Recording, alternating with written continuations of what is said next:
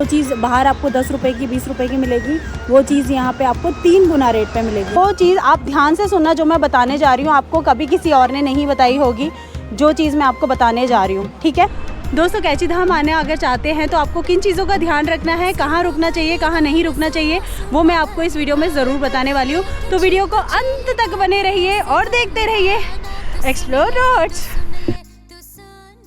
उत्तराखंड उत्तर भारत में एक ऐसा राज्य है जिसका निर्माण 1 नवंबर 2000 को कई सालों के आंदोलन के पश्चात भारत गणराज्य के 27वें राज्य के रूप में किया गया था। उत्तराखंड को देवभूमि के नाम से भी जाना जाता है। उत्तराखंड के शहर नैनीताल में एक धाम है कैंची धाम, जहां हनुमान जी के बहुत बड़े भक्त बाबा नीम करोरी रहा करते थे। कैंची धाम हनुमान जी की कृपा से एक आधुनिक तीर्थ स्थल बन गया है। यहाँ पे बाबा नीम करोरी ने वर्षों तक तपस्या की और उनका आश्रम भी है यहाँ पर। नीम करोरी बाबा को हनुमान जी का अवतार कहा जाता है और उन्होंने अपनी शक्तियों से देश विदेश के बड़े बड़े लोगों का उद्धार किया, सभी गांव वालों का उद्धार किया। इसलिए विदेशों से भी बहुत सारे लोग बाबा के दर्शन करने कैंची धाम आया करते हैं। यहाँ आने के लिए आपकी मैं हेल्प कर सकूँ, इसलिए इस वीडियो को एंड तक देखिएगा।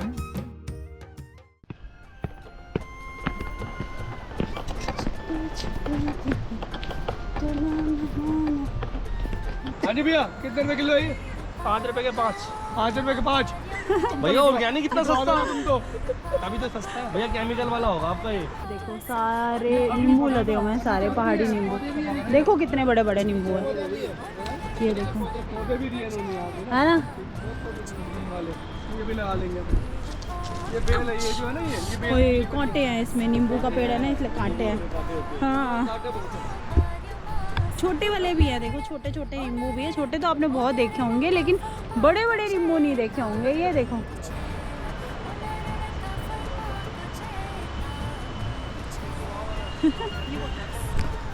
उन्होंने दिया। हाँ बाबा नीम करोरी के धाम से और नींबू के बाग से सबको राधे राधे। दोस्तों मैं पहुंच चुकी हूँ कैंची धाम और नींबू के बाग से सबको एक बार फिर से स्वागत करती हूँ एक बड़े से नींबू के साथ। आज मैं इसकी नींबू की शिकंजी बना के पीऊँगी। ये देखो पूरे नींबू के बाग हैं ये, और पूरे बड़े बड़े नींबू, इतने बड़े बड़े। मेरे को दूर से देखने में लग रहा था कि ऑरेंज है, लेकिन ऑरेंज नहीं है, नींबू है। और मैं खड़ी कहाँ हूँ देखना ज़रा, अंदर ही घुस गई हूँ मैं। और मेरे पीछे जो नदी की हल्की हल्की आवाज़ आ रही है ना, देखो ये शिप्रा नदी है, बिल्कुल इस तरफ ही बह रही है, बिल्कुल नीचे ही है। तो अभी पास से दिखाती हूँ। तो चलो चलते हैं बाबा के दर्शन करने के लिए। बहुत टाइम से सोच के बैठी थी मैं दर्शन करने, तो चलो दर्शन करने चलते हैं। और आज मैं इसकी नींबू की शिकंजी बनाऊंगी। ये जो छोटे पत्ते हैं ना, जो नींबू का छोटा पत्ता है उसमें तो छोटे वाले नींबू आ रखे हैं, और जो बड़ा पत्ता है ना, जैसे ये दूर से देखने में ऐसा लगेगा अमरूद है। ये देखो ये बड़े पत्ते वाला में बड़ा नींबू आएगा, छोटे पत्ते वाले में छोटा नींबू आएगा। यार पहाड़ी लोगों के कितने मज़े हैं ना, जब मर्जी जो मर्जी उखाड़ के निकाल के, और उपजाऊ होती है ना मिट्टी, कुछ भी उग जाते हैं।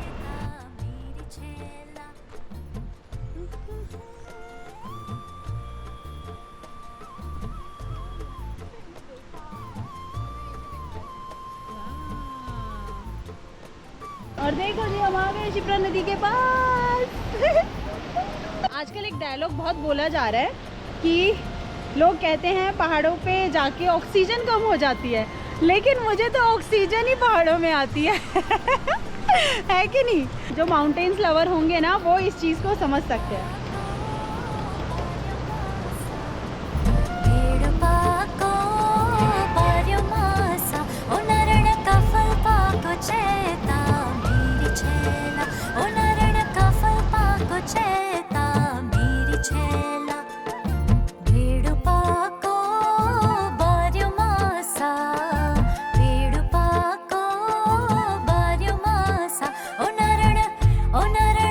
ओ नरण का फल पा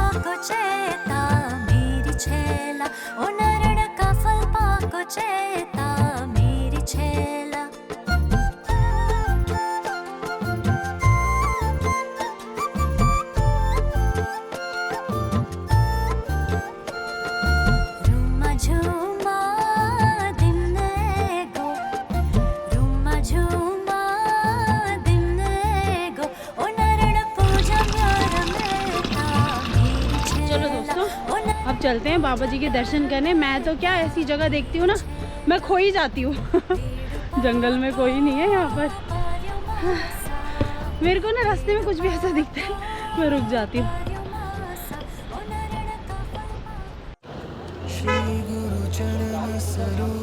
दोस्तों ये है बाबा नीम करोली का मंदिर और ये है एंट्रेंस और ये है इसका सामने का यहाँ का व्यू, ये देख लो। ठीक है, यहाँ पे आपको सारे होटल्स होम स्टे मिल जाएंगे। होटल्स के ऑप्शन कम है, होम स्टे वगैरह है जो आगे मैं आपको बताऊँगी। पहले मैं वापस दर्शन करके आऊँ, उसके बाद मैं सारी चीज़ें आपको बताऊँगी कि कहाँ रुकना है, कौन से होटल सही रहेगा, कौन सा नहीं सही रहेगा। ठीक है, तो हम पहले दर्शन करने चलते हैं बाबा नीम करोली के। और ये देखो, ये वही नींबू है जो मैंने आपको पेड़ पे दिखाया। देखो यहाँ पे नींबू की शिकंजी मिल रही है, हम अपने नींबू की पियेंगे। ये वही नदी है जो दिखाई थी मैंने आपको अभी।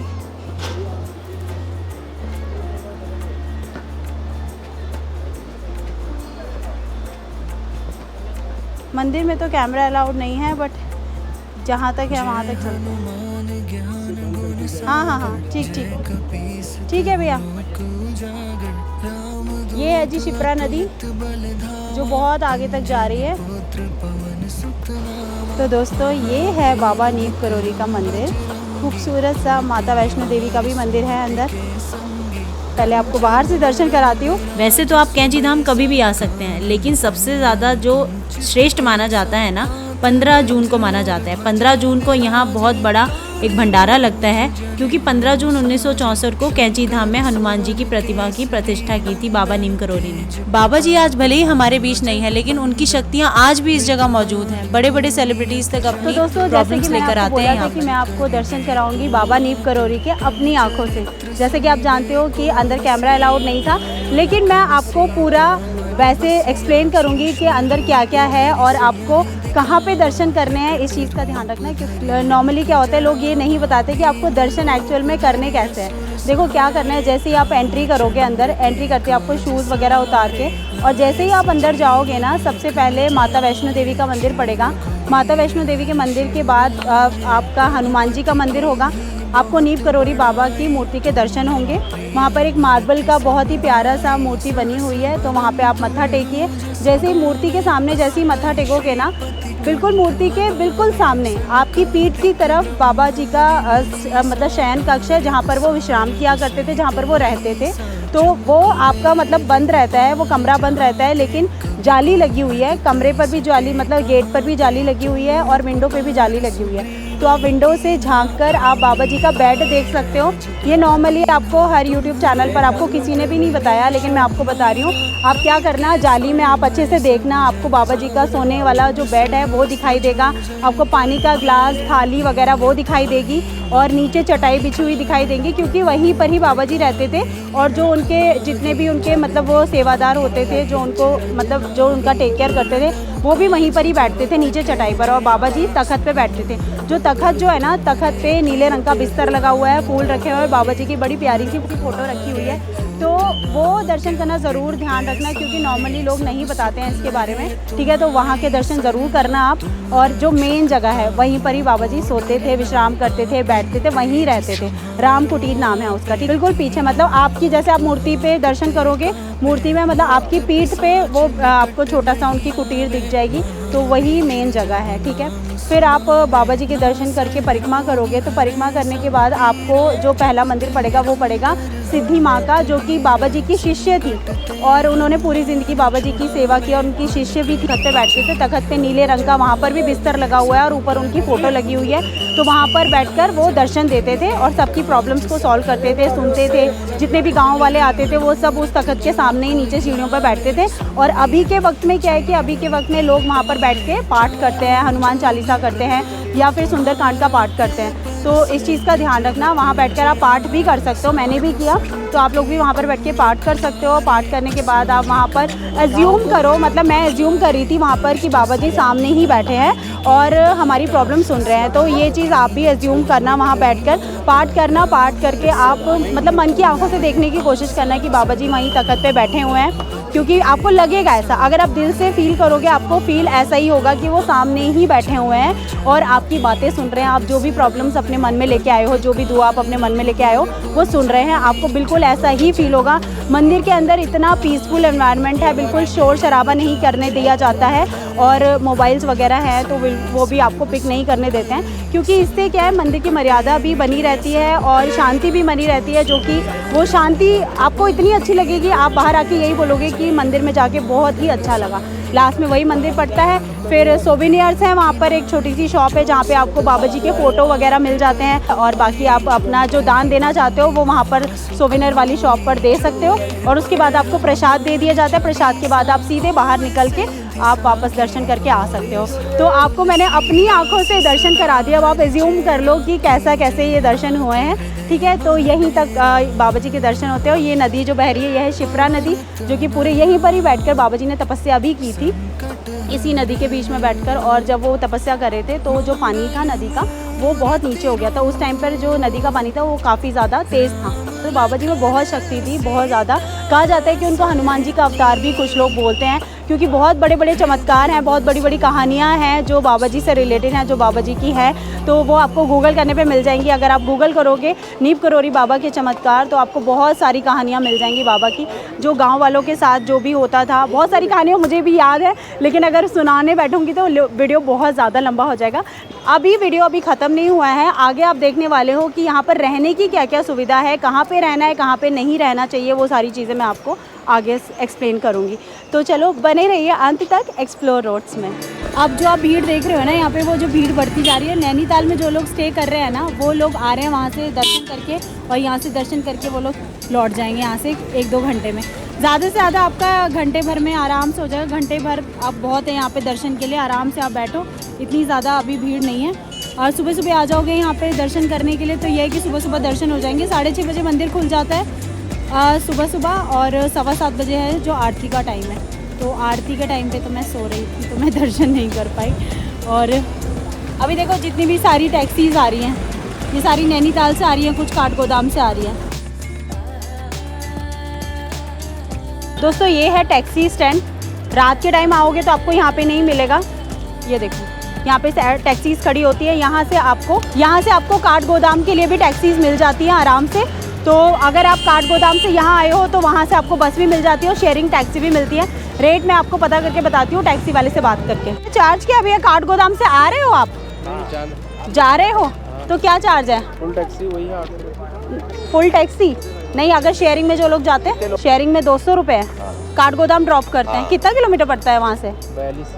42 मतलब 42। अच्छा दोस्तों, अगर आपको फुल टैक्सी यहाँ से करनी है काठगोदाम तक तो 800 रुपये की फुल टैक्सी होती है। और आपको शेयरिंग बेसिस पे जाना है तो जैसे कि आपने सुना 200 पर पर्सन ये काठगोदाम का लेते हैं। टोटल 40 किलोमीटर्स हैं यहाँ से काठगोदाम। अगर आपको दिल्ली से यहाँ तक पहुँचना है तो दिल्ली से पहुँचने के लिए आपको रात के लिए आपको बसेस मिल जाती हैं। अगर आपको अच्छी बस में आना है, AC बसेस में आना है तो रात को चलती है कश्मीरी गेट से और यहाँ पे सुबह काठगोदाम 5 बजे पहुँच जाती है।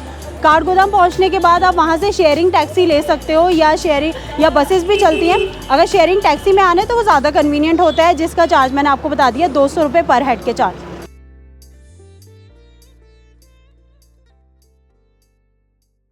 अब सबसे ज़्यादा मेन इम्पॉर्टेंट बात जो आती है वो आती है एकोमोडेशन की, कि कहाँ पे स्टे करना है। जो चीज़ आप ध्यान से सुनना, जो मैं बताने जा रही हूँ आपको कभी किसी और ने नहीं बताई होगी, जो चीज़ मैं आपको बताने जा रही हूँ, ठीक है।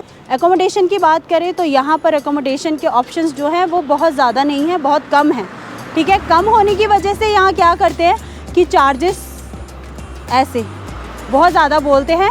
अगर एमिनिटीज़ को देखकर, फैसिलिटीज़ को देखकर मैं बोलूँ, जैसे रूम जो बेसिक वाला जो रूम होता है उसके जो चार्जेस हैं यहाँ पर बहुत ज़्यादा रेट बोलते हैं। शायद आप उसके 700-800 रुपये देना भी पसंद नहीं करोगे। 700-800 वाली जो रूम होते हैं ना वैसे रूम हैं और उनके जो प्राइस हैं वो आपको मैं बोलूँ 2000, 2500, 3000 ये रेट है यहाँ पर, ठीक है। 1500 में तो आपको बिल्कुल ही लो कैटेगरी का, जिसका वॉशरूम गंदा होगा, अगर मतलब मैं क्या ही बोलूँ, मैंने बहुत सारे यहाँ पर होटल्स वगैरह चेक किए हैं, बस मैं कुछ की वीडियोस बना पाई हूँ, कुछ की वीडियोस में नहीं बना पाई हूँ, इसलिए मैं सारी चीज़ें नहीं आपको मतलब वैसे दिखा सकती। बट मैंने फिज़िकली जाके जो देखा है वो मैं आपको एक्सप्लेन कर रही हूँ, क्योंकि हर जगह वीडियो अलाउड नहीं कर रहे थे वो लोग। जब मैं उनका वीडियो शूट कर रही थी तो वीडियो अलाउड नहीं कर रहे थे, क्योंकि वो भी अंडरस्टूड है। मतलब आपको इसका अल्टरनेट मैं बताऊंगी कि आपको करना क्या है। अब मैं आपको कुछ होटल्स दिखाती हूँ जो मैंने खुद फिजिकली जाके चेक किया है। दोस्तों ये नॉर्मल सा जो रूम देख रहे हो ना, इसका जो चार्ज है वो है 2500 रुपया।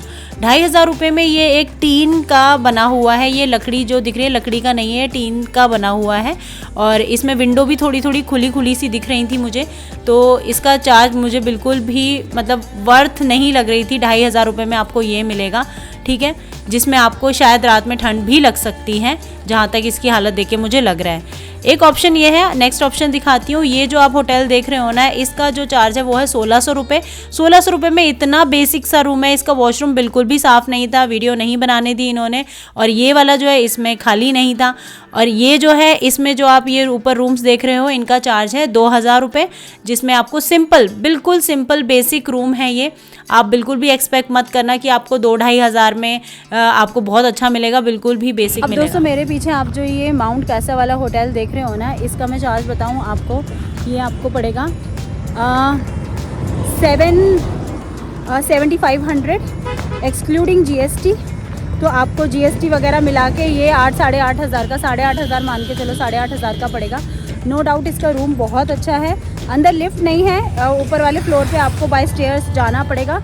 अंदर कोई लिफ्ट तो नहीं है, लेकिन हाँ रूम बहुत अच्छा है, बड़ा है। लेकिन 7500 रुपये एक्सक्लूडिंग GST अगर 8.5 हज़ार मान ले तो मुझे नहीं लग रहा वर्थ इट है, क्योंकि यहाँ पर इस वाले पूरे रोड पर सिर्फ एक यही होटल अच्छा है, बाकी और कोई भी होटल यहाँ पर उतना अच्छा नहीं है। अगर अच्छी कैटेगरी में बोलेंगे तो एक ये माउंट कैसा वाला है, जिसका चार्जेस जो है वो बहुत ज़्यादा है, तो मुझे नहीं लग रहा। तो आपके लिए जो ऑप्शन है वो मैं अभी बताऊंगी कि क्या ऑप्शन है।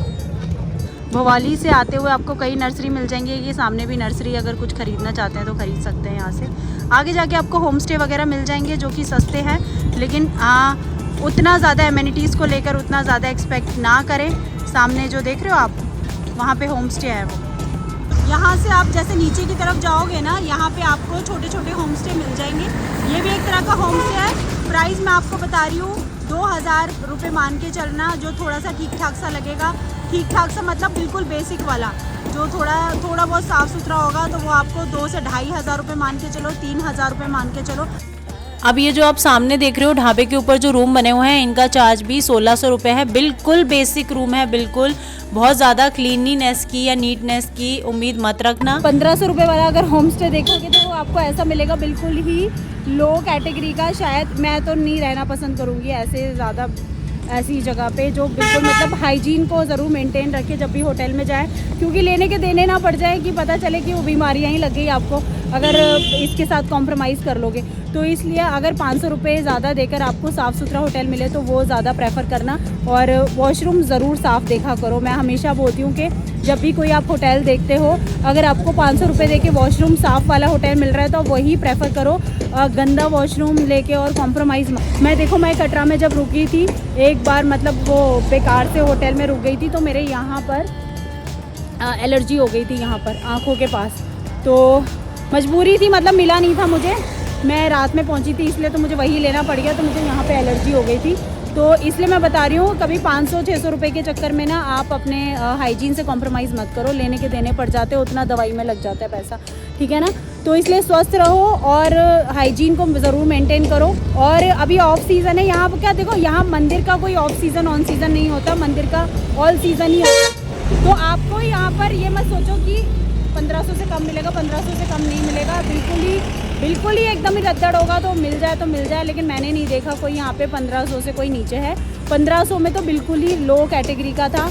2000 में थोड़ा सा उससे अप था, लेकिन 2000 वाला भी ऐसा था कि मेरा बेडरूम उससे कहीं लाख गुना बहुत अच्छा है, मेरा बेडरूम उससे।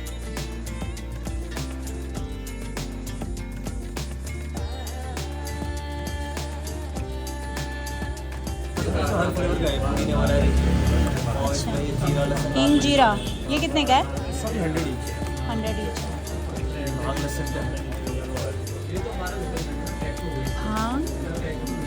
भांग ओके।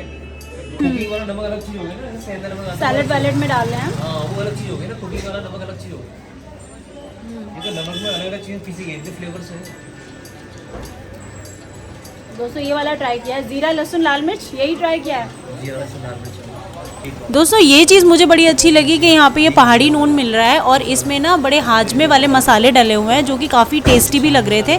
आप इसको सलाद वगैरह पे डाल के खा सकते हो। तो ये 100 रुपीज़ ईच मिल रहा था, ये तो मैंने लिए हैं। एक ही रखा हुआ है, जो अपनी खाने के लिए रखा है, ये है खाने का।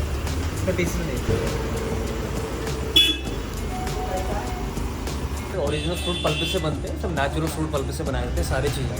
जैसे यहाँ सारी चीज़ें बनाए, जैसे कीवी का स्पेस बनाए और इसमें लीची स्पेस बनाया है और बुरान से जो फूल आता है ना, ये सबसे बेस्ट आइटम है। अच्छा, ये मिलता ही इधर ही है, स्पेशलिटी उत्तराखंड से रोडोडेंड्रॉन कहते हैं और हम लोग इसे बुराश कहते हैं। और ये मेडिकेटेड आइटम। ओके, ये तो फूल होता है ना, ये इसको मैंने सुना है ब्रांच के बारे में।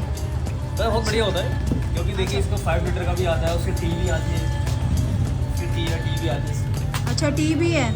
अच्छा हाँ, ये है फूल ना इसका ब्रांच का। इसमें क्या होता है ना, ठंडा हो जाता है तो अभी थोड़ा सा जूस पीना अवॉइड करना है, तो ये इसकी लीव्स हैं, इसे आदमी उबाल के पीते हैं। अच्छा, टेस्ट कैसा आता है इसका? टेस्ट भी अच्छा होता है। फिर भी बाकी इसका कैसा, taste- खट्टा मीठा या कड़वा? थोड़ा स्वीट होता है इसका टेस्ट। स्वीट है। हाँ स्वीट होता है, बाकी उसमें आपने टेस्ट के लिए आदमी लाइम मिला लो, उसमें ब्लैक पेपर यूज करते हैं। अच्छा, वो मिक्स कर लो। अच्छा, बुरांश का फूल जो यहाँ उत्तराखंड में ही मैंने वैसे सुना है, बुरांश ना, हाँ उत्तराखंड में ज़्यादा पाया जाता है। ये फूल उगता है। इधर हिमाचल में भी होता है अच्छा और अच्छा नेपाल में भी होता है।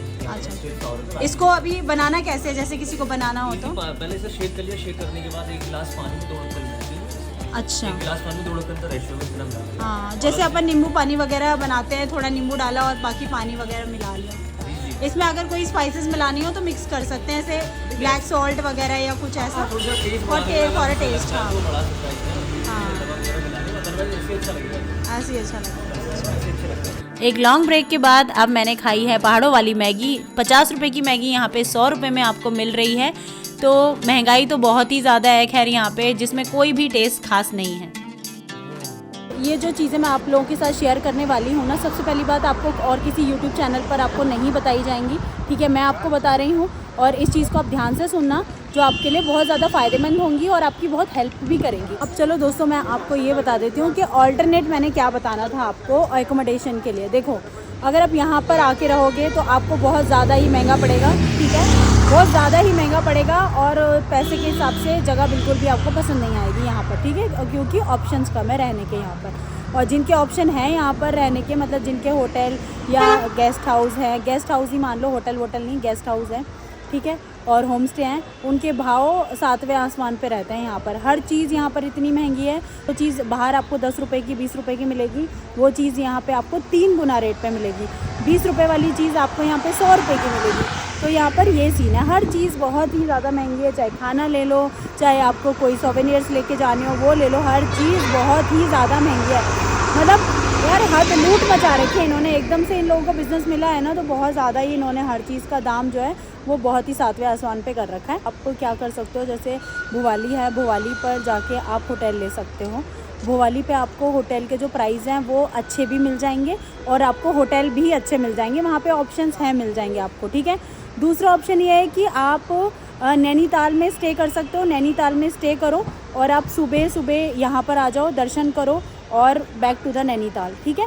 जैसे इससे आपके जितने में आपको यहाँ पे होटल मिलेगा उतने अच्छे प्राइस में ही आपको नैनीताल में बढ़िया होटल मिल जाएगा। मतलब उतने प्राइस में, जितने प्राइस में आपको यहाँ पे लो कैटेगरी का होटल मिलेगा ना, उतने प्राइस में नैनीताल में आपको अच्छा रूम मिल जाएगा, अच्छा होटल मिल जाएगा।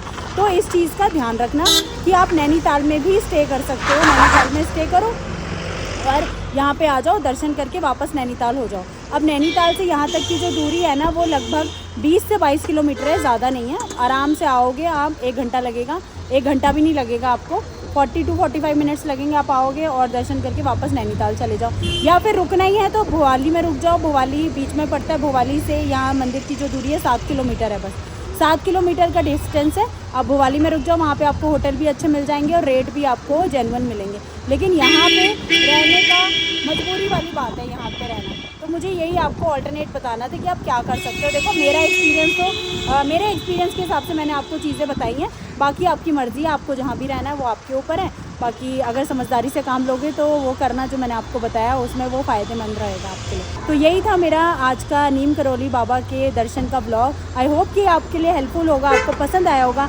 अगर हेल्पफुल हुआ तो आप जय नीम करौली बाबा या जय श्री सीताराम ज़रूर लिखना कमेंट सेक्शन में, तो मुझे समझ में आ जाएगा कि आपकी हेल्प की है मैंने और आपकी थोड़ी बहुत भी हेल्प हुई है। तो आप प्लीज़ वीडियो को ज़्यादा से ज़्यादा लोगों को शेयर करना ताकि ज़्यादा से ज़्यादा लोगों को ये चीज़ें पता चले। मेरे प्यारे एक्सप्लोर रोड्स के दोस्तों, अगर आपको इस वीडियो में थोड़ी सी भी ये वीडियो हेल्पफुल लगी है ना, तो प्लीज़ एक वीडियो में ना एक कमेंट और एक लाइक ज़रूर करना। कमेंट में जय श्री राम या जय सिया राम ज़रूर लिखना।